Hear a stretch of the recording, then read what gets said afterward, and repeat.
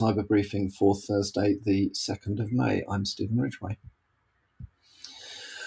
Dropbox has, according to the Register, dropped the ball on security. So there has been a significant data loss of customer PII data that impacts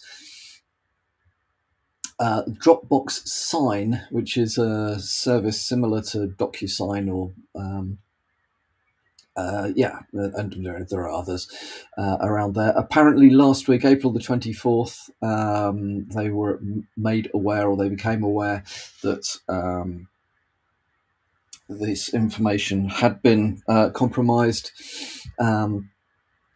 So the information that may have become available to the attackers are email addresses and usernames, general account settings.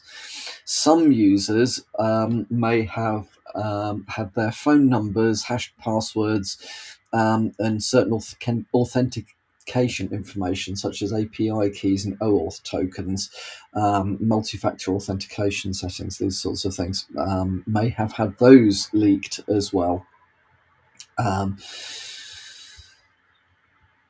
Equally, those who've received or signed a document through Dropbox Sign but have never created an account may also have had their names and email addresses exposed as well. Dropbox is at the moment claiming that there's no evidence that the attacker accessed the contents of the user accounts. But watch this space. They believe that the attacker gained access via a Dropbox Sign automated system configuration tool, and the attacker compromised a service account used by, as they say, non-humans. Well, that is what defines a service account, to execute applications and run automated services. Service accounts are, now that actually is the crux of why I brought this to people's attention, apart from the fact that if you use Dropbox for this stuff, watch out. Service accounts are a very good way of removing humans from the chain of things that humans don't need to do. They're a good way of securing particular processes where you don't want to give an actual admin the rights to go and do something. However, service accounts have to be very carefully managed. Long, complex passwords are an absolute minimum, and have a practiced process of regular password changes, because often you can't put MFA onto a service account, in which case they become kind of crown jewel accounts in that respect. So in mitigating one risk, you can introduce another. So it changes your risk landscape, risk profile. In this particular case, one can only guess that Dropbox weren't managing their service accounts as tightly as they could have done, or that there was something on some insider involved who managed to get access to what the password should be. So basically, with when one of my recommendations for using service accounts is actually don't let humans know what the password is. There's no reason why humans should know what the password is for a service account. Get some tooling that basically deals with it automatically. Right, HPE Aruba Networking has fixed 4 critical remote code execution flaws in Aruba OS. So these are all vulnerabilities in Aruba's own network operating system. CVE 2024-26305 is a flaw in the utility daemon that can allow an unauthenticated attacker to execute arbitrary code via the access point management protocol, which listens on UDP port 8211. CVE 2024-26304 is a flaw in the L2, L3 management service, layer 2, layer 3, I guess, management service. Again, is exploitable through the access point management protocol UDP port. 2024-33511 is a vulnerability in the automatic reporting service. Again, it's the PAPI port, and finally, also on the PAPI port, there is a flaw. There is a buffer overflow in the local user authentication database service. So the fix for all of these is to upgrade. There are fixes for Aruba OS, so 10.6.0.0 and above is fixed, 10.5.1.1, 10.4.1.1, 8.11.2.2, 8.10.0.11 and above are all okay. So if you're using a ArubaKit, have a look, make sure you are up to date, apply patches where appropriate.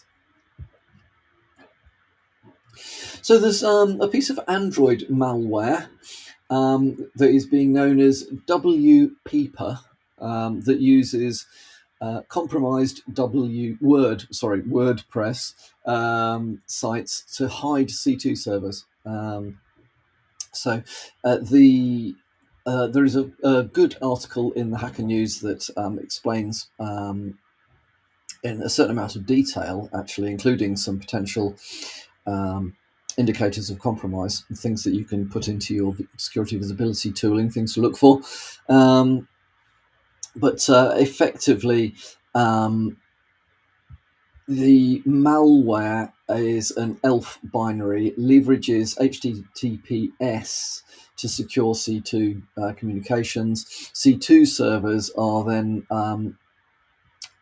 multi-tier, effectively using a multi-tier architecture that at the front end uses infected or compromised WordPress sites as an intermediary to obscure the true C2 servers. There are around 45 C2 servers that have been identified as part of this infrastructure, 9 of which appear to be hard-coded into the samples of the WPeeper malware. So something to look out for there. Also, if you are running WordPress, as we have said on many occasions, whilst it's a very functional, very good platform, it is not the easiest to keep up to date from a security perspective. So do make sure that your themes, your underlying WordPress version, and any of the plugins that you've got are actually up to date, and that you have a process for regularly checking that anything you set to auto update actually does auto update. And finally, from me today, deep fakes are not just, it's not just videos and photographs of people. There's also voice deep fakes. And I know we've spoken about this before, but there's an interesting article in Security Week that talks about a deep fake of a college in America, where a deep fake of the principal's voice has been used in order to discredit the principal himself. So there's a fake audio clip that impersonates the principal of this particular college, that appears to be demonstrating the principal expressing racist and anti-Semitic comments, according to the police. So, why is it concerning? Well, you need about 30 seconds, I think, of recorded voice. In order for some very easily accessible, some free, some slightly better systems only cost a few pounds a month to subscribe to the service. You can get some very very convincing sounding clips created by AI. Human ears, because like the human ears or a human brain really, will adjust things to what is being expected. So even if they're not perfect recordings, if you know the voice, and if you like personally know the real person's voice, and you're told that the recording is from that person, your brain will, to a reasonably, to a reasonable extent, that your brain will ignore any anomalies that might lead you to believe that it's not that person, because you keep reinforcing in your own mind that it is that person. Now, if you've got a skeptical mindset on, you might be listening to it going, actually, Stephen doesn't talk like that, or Stephen wouldn't say it like that, kind of thing, and you can work it out. But if you just, here's a clip of the daily cyber briefing, full of all sorts of rubbish, you may well think, oh well, actually that is Stephen. So you see what I mean? It's this stuff is really quite dangerous in this sense, and is very easily accessible. There is fast approaching the time where it will be difficult to trust anything that you see through being online, or through see or hear through being online, or through other forms of media such as TV, streaming apps, you name it. Very difficult to know whether what you're seeing is real or not. And of course, obviously, watch out for this stuff in an election year. Election year here in the UK, election year in the US as well.